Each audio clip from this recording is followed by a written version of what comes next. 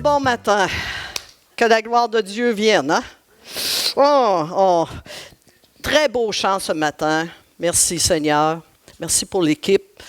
Que vraiment on se donne pour la gloire de Dieu dans les ministères. On veut vraiment glorifier le Seigneur. Et ce matin, c'est encore contribuer à rendre le monde meilleur. Il y en a qui vont dire, c'est qu'elle va avec ses béquilles. Alors, c'est quand Dieu parle, la vie triomphe. Et quand on regarde notre monde, avec des conflits, des injustices, les cœurs brisés, on peut se demander, est-ce encore possible? Peut-on vraiment voir un changement?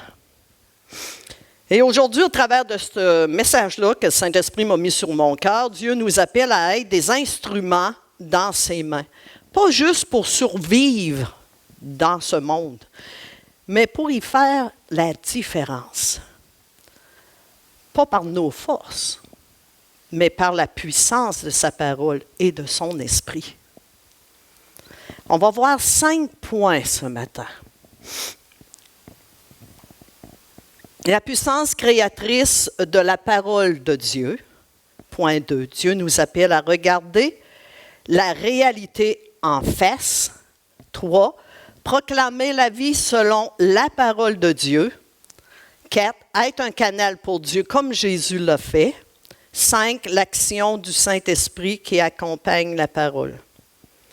Alors, Seigneur, je te demande, Seigneur, d'agir ce matin, de toucher nos cœurs, de parler au travers de moi, Seigneur, que je ne sois pas une distraction pour l'Église, mais que vraiment tu te manifestes, que tu parles dans les cœurs et que mes frères et sœurs puissent ressortir de ce lieu fortifié, encouragé, édifié, Seigneur, mais que ça vienne de toi. Parle au travers de ma bouche ce matin, au nom de Jésus. Alors, Ézéchiel 37, verset 1 nous dit, « La main de l'Éternel fut sur moi, et l'Éternel me transporta en esprit et me déposa dans le milieu d'une vallée remplie d'ossements. » Le peuple d'Israël est en exil, abandonné, sans avenir. Et Dieu montre à Israël qu'aucune situation n'est trop morte pour lui. Par sa parole et son esprit, il peut tout relever.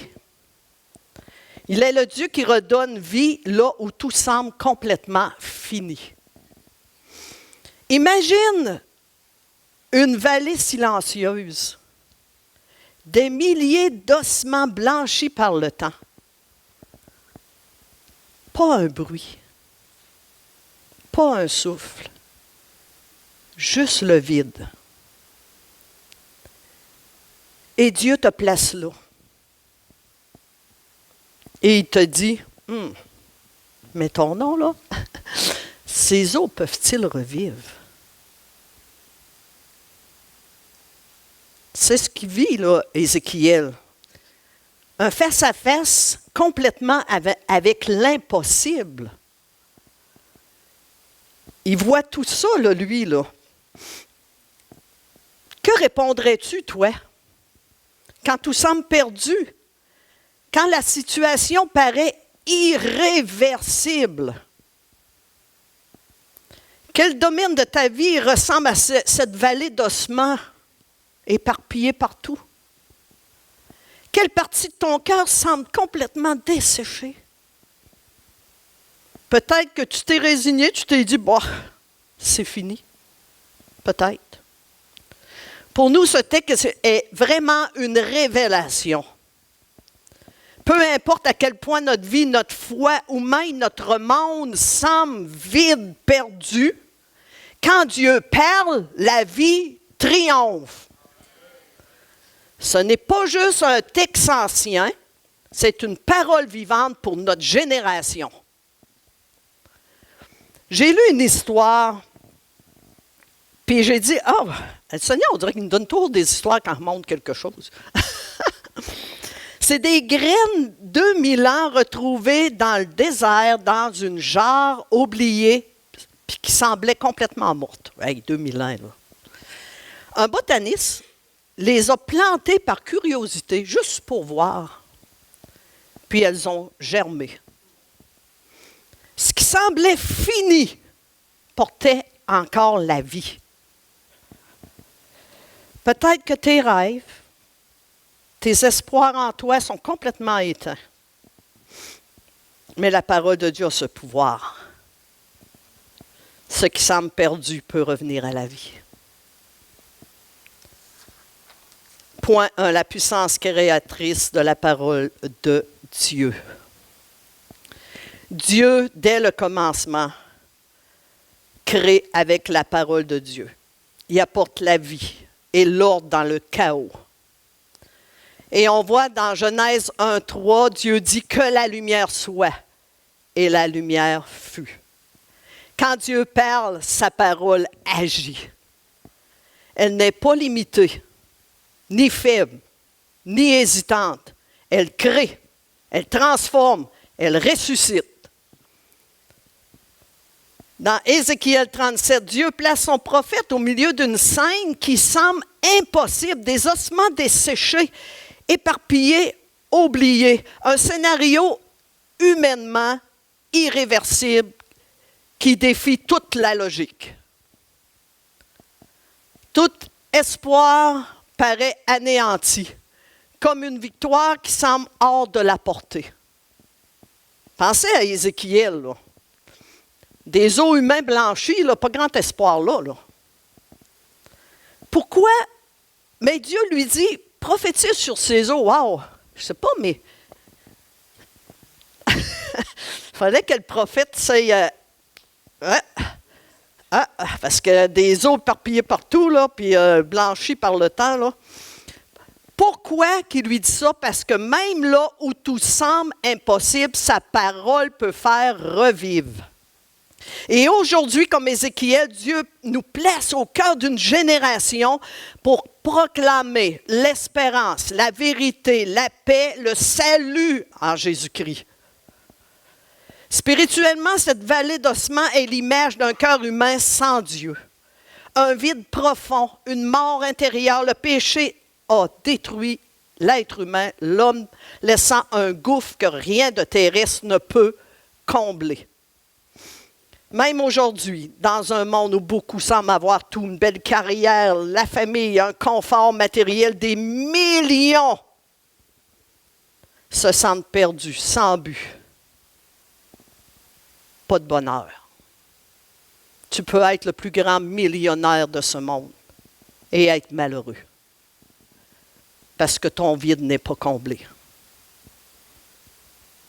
Et même en tant que croyants, nous traversons parfois des vallées spirituelles, une perte d'élan pour la prière, une distance avec Dieu. Avez-vous remarqué que dans l'épreuve, il y a un certain temps qu'on dirait qu'on en veut à Dieu. Hein? C'est comme si le malheur venait de Dieu, là. C'est tellement faux. C'est tellement faux. Dieu veut que le bonheur pour chacun de nous, c'est que l'être humain a son choix, puis se met les pieds dans un plat souvent. Mais Dieu, qui est souverain, vient tout comme modeler, réparer pour nous rapprocher de lui. Alors, ça peut être une distance avec Dieu, des doutes face aux épreuves, l'angoisse devant une maladie ou la souffrance. Mais voici la bonne nouvelle. Même dans la vallée, Dieu prépare un plan de restauration. Il n'a pas dit son dernier mot. Et quand Dieu parle, même les cœurs brisés retrouvent sa joie. Et quand Dieu parle, même l'espoir éteint renaît. Regardons le point 2. Dieu nous appelle à regarder la réalité en face. Dieu n'attend pas de nous une foi aveugle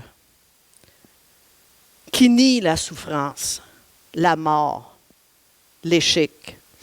Il veut un cœur honnête, capable de dire « Voilà où j'en suis, Seigneur ». Il veut que nous voyions la situation telle qu'elle est. Tant qu'on nie l'état des choses, on n'a pas besoin de foi. Mais quand tu vois l'état sec, mort, désespéré, alors seulement la foi peut se lever puis croire à l'impossible. On a beaucoup de tactiques, frères et sœurs, pour éviter de poser le bon diagnostic sur nos situations pourries. Excusez le mot, là. Pourries. Dieu n'a pas amené Ézéchiel sur une montagne, mais dans une vallée d'ossements. C'est dans la vallée de notre vie, dans nos bas-fonds, que Dieu se révèle comme le Dieu qui ressuscite. Lisons Ézéchiel 37, 2. Il me fit passer auprès d'eux, tout autour. Et voici, ils étaient fort nombreux à la surface de la vallée, et ils étaient complètement secs. Ézéchiel se retrouve au milieu d'un champ d'ossements humains et Dieu prend le temps, écoutez-moi bien, et Dieu prend le temps de faire passer le prophète tout autour des ossements desséchés. Dieu lui laisse le temps de voir l'ampleur de la situation, de reconnaître ses limites. Le prophète devait reconnaître ses limites, de voir la mort comme ça, puis tout éparpillé. Vous avez remarqué, Dieu ne parle pas. Il le fait passer tout autour. Il ne commence pas à lui dire ce qu'il faut prophétiser là, à ce moment-là. Là. Il ne commence pas à lui dire, voici ce qui se passe, je t'aide à comprendre. Non. Dieu éveille le discernement à Ézéchiel. Regarde, examine. Il réveille son discernement. Et ça, quand j'ai compris ça, j'ai vraiment trouvé ça tellement puissant. Des fois, il y a une période que Dieu veut qu'on saisisse, qu'on comprenne. Soit qu'on l'a commis en erreur, soit, comprenez-vous ce que je veux dire? Il y a un temps. Il y a un temps. Accepter de voir la réalité, là, c'est un acte de courage spirituel. Ce n'est pas une faiblesse, frères et sœurs. C'est de la maturité. Quand tu regardes le désert, c'est que tu restes à l'écoute de Dieu. C'est sûr qu'il faut que tu restes à l'écoute de Dieu. Tu choisis de ne pas fuir, mais de croire à l'impossible. Croire en Dieu. Dieu pose à Ézéchiel cette question qui est complètement dingue à mes yeux. Il lui dit, à ton avis, est-ce que ces eaux peuvent revivre? Verset 3, Fils de l'homme, est-ce que ces eaux peuvent revivre? Ézéchiel répond, mais moi je pense vraiment que c'est de la bonne manière. Ézéchiel fait comme une confession, si vous voulez. C'est que c'est pas moi. C'est pas moi qui sais. C'est pas moi qui le sais. Il dit, Seigneur éternel, tu le sais. Il est mort à tout ce qu'il pouvait savoir. Il est mort à tout ce qu'il pouvait savoir, là. La situation est sans espoir du point de vue humain, là. Il était pas prophète, mais il est mort à tout ce qu'il pensait savoir. Et ça aussi, je trouve ça super beau, parce qu'il y a des situations, à un moment donné, qu'on ne sait pas quoi dire, on ne sait pas quoi faire, mais il faut être en attente au Seigneur. Seigneur, toi, tu le sais. Moi, je ne comprends pas. Moi, je ne sais pas. Mais toi, tu le sais. C'est pas toi, frères et sœurs, qui peut faire revivre. Et une fois que tu as accepté que c'est pas toi qui peux faire revivre, que tu ne sais pas ce que Dieu a prévu, que c'est dans ses mains à lui, alors là, tu peux apprécier véritablement ce que Dieu va faire. Quand tu sais que tu ne peux pas faire quelque chose, que tu dépends de Dieu, c'est là que Dieu peut faire quelque chose pour toi. Il y a des situations dans lesquelles Dieu laisse mourir. C'est vrai. Il y a des situations dans lesquelles Dieu veut que ça vive et il nous demandera de proclamer la vie, et ça, il faut l'accepter. S'il y a un projet qui est mort, c'est parce que Dieu sait dans sa souveraineté qu'il y a quelque chose encore de meilleur pour toi, qu'il faut que tu lui fasses confiance. Peu importe, Seigneur, il y a des choses qui sont arrivées dans ma vie. Je me souviens, je conduisais les champs et j'avais dit, peu importe, Seigneur, malgré tout ça, je vais te suivre. Puis c'est là qu'on voit la main de Dieu venir nous mettre la paix, venir nous soutenir. Alors, puis Dieu donne un ordre à Ézéchiel, verset 4. Prophétise sur ces eaux et dis-leur ossements desséchés. Écoutez la parole de l'Éternel. Ézéchiel n'invente pas ses propres paroles. Il ne parle pas selon ce que Dieu lui dit. Il parle selon ce que Dieu lui dit de dire. Il n'invente pas des paroles, là, lui, là. Et aussitôt les eaux bougent, la chair se reforme. La vie commence à revenir. La parole de Dieu produit un changement réel. La parole de Dieu, c'est la vie. Avec Dieu, rien n'est impossible. À moins que tu y mettes des bâtons dans les roues. Mais rien n'est impossible. Quand Dieu parle, même l'âme desséchée trouve la vie. Dieu veut ouvrir nos yeux pour nous montrer qu'un seul homme ou qu'une seule femme peut toucher beaucoup de vie avec lui. Mais pour ça, il faut croire. Le doute ferme la porte à l'action de Dieu, mais la foi l'ouvre grande. Ézéchiel a vu la sécheresse, a vu la mort, et il a entendu la question de Dieu. Fils de l'homme, ces eaux peuvent-ils revivre? Maintenant, il doit entendre l'ordre divin. Et quand nous citons sa parole avec foi, nous devenons des canaux de vie. Point 3. Proclamer la vie selon la parole de Dieu. Alors, Ézéchiel 37, 4, 5. Prophétise sur ces eaux et dis-leur, ossements desséchés, écoutez la parole de l'Éternel. Ainsi parle le Seigneur l'Éternel à ces eaux. Voici, je vais faire entrer en vous un esprit et vous vivrez.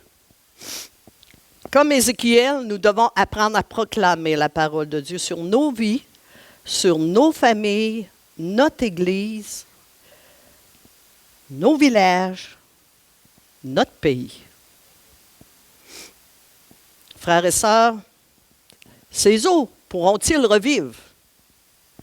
Oui, ils le peuvent. Ces églises pourront-elles revivre? Oui, elles le peuvent. Notre pays, malgré tout ce qu'on voit, pourrait-il revivre? Oui, il le peut. Par l'intervention divine.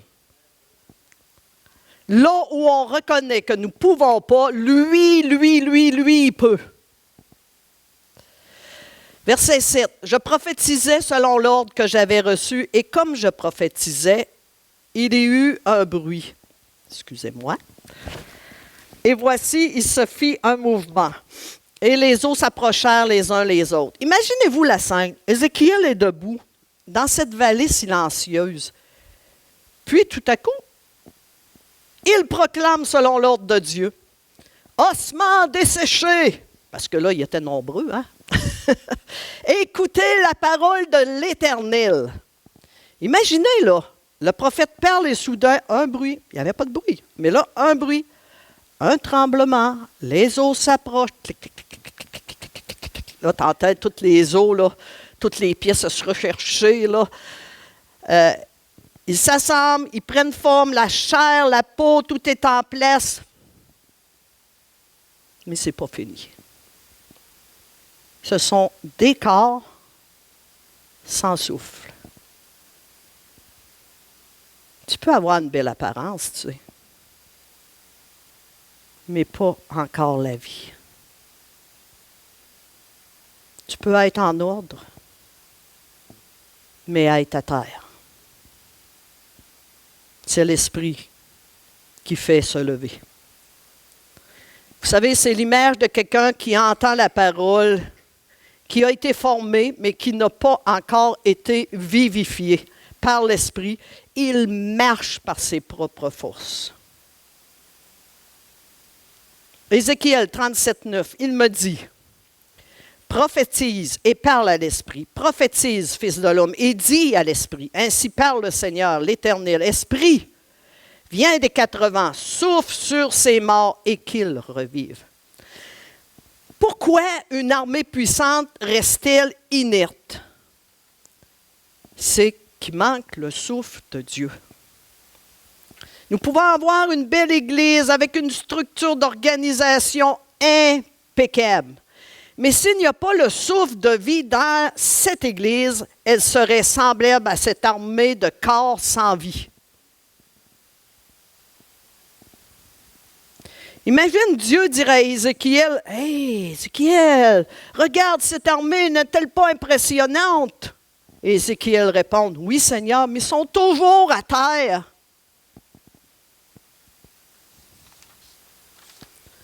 Sans le souffle du Saint-Esprit, tout reste sans vie. Une armée sans souffle ne peut pas se lever. Un chrétien sans feu ne peut pas rayonner. Ne peut pas rayonner. Tu peux connaître la Bible par cœur, être formé avec excellence, avoir des bons mots, les bonnes structures, mais sans l'Esprit, tout reste une lettre morte. Ce n'est que lorsque le souffle est venu que les eaux qui sont devenues une armée vivante. Ce n'est que lorsque l'Esprit a soufflé que la transformation est devenue complète. Puis là, je pense à quelque chose dans le temps que je vous parle. Là. Vous savez, Jésus, sur cette terre, est avec ses disciples. On peut se dire entre nous, les disciples étaient formés par Jésus, n'est-ce pas? Et pourtant, Jésus a dit à ses disciples, attendez ce que le Père a promis. Le Saint-Esprit, on voit ça dans Acte 1. En tout cas, dans les versets qui suivent. Là. Même avec l'enseignement de Jésus, ils avaient besoin d'une puissance. Ils avaient besoin du souffle de Dieu pour accomplir leur mission, pour glorifier Jésus. Comprenez-vous, frères et sœurs, qu'on a besoin du souffle de Dieu pour parler de Jésus qui est le seul chemin, la seule vérité et la vie. Il n'y a pas d'autre chose pour faire entrer ce monde dans le royaume. Pas autre chose. Que Dieu embrase nos cœurs ce matin d'une foi ardente dans la puissance de la parole, avec son esprit. C'est uniquement par lui que les vies sont transformées, les cœurs régénérés, les âmes ressuscitées. C'est le Saint-Esprit qui nous donne la vie spirituelle et nous fait naître de nouveau. On va regarder le point 4. Proclamons sa parole avec foi. Soyons remplis du Saint-Esprit. Et une autre façon, c'est d'investissons dans l'œuvre de Dieu. Soutenir l'œuvre de Dieu est un moyen d'être un canal de vie. En soutenant l'Église, vous permettez aux missionnaires d'apporter la parole de Dieu dans des églises reculées où l'Évangile n'a pas encore été attendu. Je ne suis pas organisé avec Pasteur Mathieu un matin parce qu'il a parlé de ça, c'était dans mon... Soutenir l'œuvre de Dieu, c'est très important aux yeux de Dieu. Grâce à votre générosité, l'Église peut répondre à bien des besoins, comme Gaétan et Esther sont venus en parler, je ne savais pas non plus. Je crois vraiment que le Saint-Esprit nous parle ce matin, là. Offrir de la nourriture aux autres, c'est important. L'Église se démarque. L'Église, c'est ainsi que l'amour de Dieu devient visible et réel. C'est par des gestes. Les chrétiens ont aussi besoin d'un lieu pour se rassembler. Merci Seigneur, je vous le dis là. Se rassembler, adorer, enseigner, prier, grandir ensemble. J'en reviens pas, les mardis, là, il y a des frères et sœurs qui sont ici. Le mardi, on est rendu, c'est une vraie famille. On rit ensemble, on parle ensemble, on est une famille. Il faut que le dimanche matin, on devienne une famille ensemble. Dieu nous a donné cette bâtisse et aucun doute que ça ne vient pas de Dieu, la bâtisse. Parce qu'il y a eu du jeûne, de la prière, on s'est tenus, les chrétiens, au début, pour qu'on laisse la bâtisse-là, qu'on défraie les paiements pour que c'était la main de Dieu. Puis il veut rendre gloire à Dieu. Et votre soutien permet d'entretenir, d'améliorer ce lieu qui devient un phare de lumière pour tous les villages. Surtout qu'ici, le village de Saint-Honoré, avant, on ne voulait rien savoir de nous. Maintenant, les portes se rouvrent. Avez-vous remarqué combien que l'ennemi se garoche après l'Église? Parce que les portes se rouvrent. Et des villages alentours entendent l'Évangile. On est un phare, une lumière autour de nous où Dieu touche les cœurs et glorifie Jésus. Notre but, c'est ça, hein? Proverbe 11, 25, l'âme bienfaisante sera rassasiée et celui qui arrose sera lui-même arrosé. Puis je peux vous dire qu'on n'a rien manqué, puis on n'était pas riches, moi puis Michel, là. On se souvient que 4,30 sous pour une pièce, là, je faisais la comptabilité, puis je faisais attention, là, tu sais. Mais on a été fidèles. Tout comme Ézéchiel a vu des ossements revivre, nous verrons par notre fidélité, notre obéissance, des cœurs reprendre vie. Voulez-vous voir vos familles venir à l'Évangile? Des âmes venir à Dieu, des gens transformés, pas d'une façade, transformés de l'intérieur. Soutenir l'œuvre de Dieu, c'est semer pour l'éternité. Vous voulez semer pour l'éternité, c'est une façon. Soyons des canaux de vie par lesquels Dieu arrose ce monde de son amour, de sa puissance. Après ça, on emmènera des témoignages. Un a été fidèle, il est arrivé telle affaire, puis on va se bénir, on va s'encourager. On va devenir une église pétillante pour le Seigneur en feu. Point 5. L'action du Saint-Esprit qui accompagne la parole. La parole de Dieu n'agit pas seule, elle est accompagnée par la puissance du Saint-Esprit. Dans la vision d'Ézéchiel, après que les os se sont recouverts de chair, ils étaient encore sans vie. Pourquoi? Parce qu'il manquait ce souffle-là.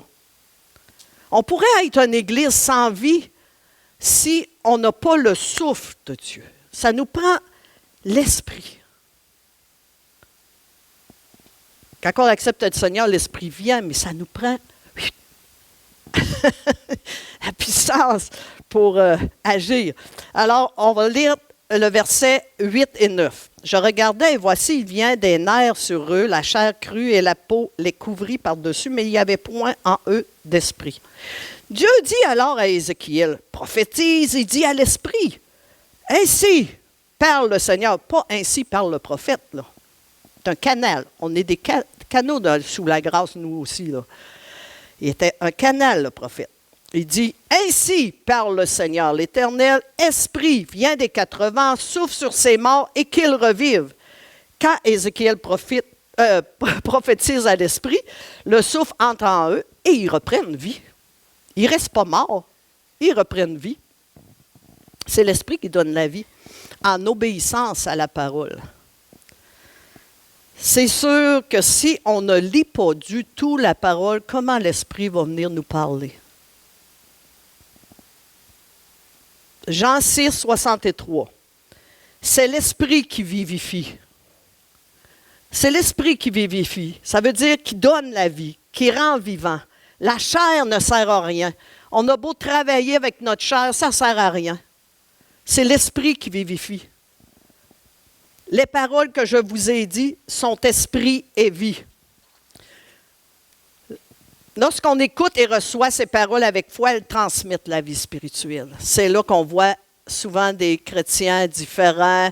Un a l'air dynamique, on voit qu'il est animé parce que la parole de Dieu est en train d'œuvrer, puis elle prend vie. Elle nourrit l'âme, elle transforme le cœur, elle éclaire. Vous savez, beaucoup veulent que le monde change. En suis une. Mais Dieu veut d'abord que nous soyons changés. Avant de vivre un réveil autour de nous, il veut d'abord faire un réveil en nous. Est-ce que l'Église de Jésus-Christ est endormie? Ça, c'est chacun de nous, hein? Je ne vous demande pas de répondre. C'est chacun de nous devant Dieu. Seigneur, est-ce que je suis endormi? Est-ce que je suis en train de faire ton œuvre, mais comme les corps qui se sont élevés debout, mais sans vie? Est-ce que je suis endormi? Revenons à notre premier amour, hein? Notre premier amour, là, on déplaçait de l'air. C'est l'œuvre du Saint-Esprit qui nous vivifie, nous transforme et nous rend capables de porter la vie de Christ autour de nous. Sans lui, nos paroles sont juste humaines, sans impact. Sans impact. Avec lui, elles deviennent des instruments de transformation puissante. Sans le souffle de l'Esprit, il n'y a pas de vie. Mais quand l'Esprit agit, même ce qui est mort peut revenir à la vie. Alors que nous arrivons à la fin de ce message, retiens bien cette vérité. Quand Dieu parle, la vie triomphe. Tu traverses peut-être un désert. Tu te tiens peut-être au milieu d'une vallée remplie d'ossements desséchés. Une saison de doute, de silence intérieur. Peut-être que la prière est devenue difficile. Lire la parole, tu n'as plus le goût. Et tu te sens vraiment, vraiment loin de Dieu. Comme si ton cœur était devenu un champ aride, vidé de sa force, vidé de son feu. Mais écoute bien, là. La voix de Dieu est plus forte que la mort, plus puissante que l'échec, plus vivante que tout ce qui te semble fini. Quand le Saint-Esprit agit, même ce qui est mort peut revivre. Même le rêve abandonné peut renaître. Même une foi affaiblie peut être rallumée. Même la lumière vacillante peut briller à nouveau. Frères et sœurs, tu n'es pas là par hasard. Jésus t'a placé au milieu de cette génération-là pour être une voix vivante. Pas un simple spectateur des ténèbres, mais un messager rempli de foi et d'espérance. Le monde a besoin d'une armée spirituelle vivante. Pas des chrétiens parfaits, non. Mais des cœurs qui brûlent pour lui. Pas des spectateurs, mais des porteurs de feu. Aujourd'hui, accueille ce souffle de l'Esprit. Sans lui, nous sommes morts. Mais avec lui, nous sommes vivants. Ressuscités avec Christ. Quel domaine de ta vie ressemble à cette vallée d'ossements? Est-ce que tu crois que Dieu peut encore souffler sur ta vie? Tu entends peut-être ce message-là ce matin et tu te dis, c'est beau, mais ce n'est pas pour moi. Tu regardes ta vallée et tu dis, c'est trop tard. Mais Dieu ne te demande pas d'y croire par toi-même. Il te demande d'écouter sa voix. Et sa voix te dit, vis. Alors aujourd'hui, si tu veux, tu peux faire un pas. Un pas vers la vie. Un pas vers le souffle. C'est entre toi et lui. Es-tu prêt à dire, souffle, Esprit de Dieu, me voici. Quand Dieu parle, même les eaux morts se lèvent. Quand Dieu parle, même les cœurs brisés respirent à nouveau. Quand Dieu parle, même l'Église s'enflamme. Alléluia! Gloire à Dieu! Quand Dieu parle, la vie triomphe.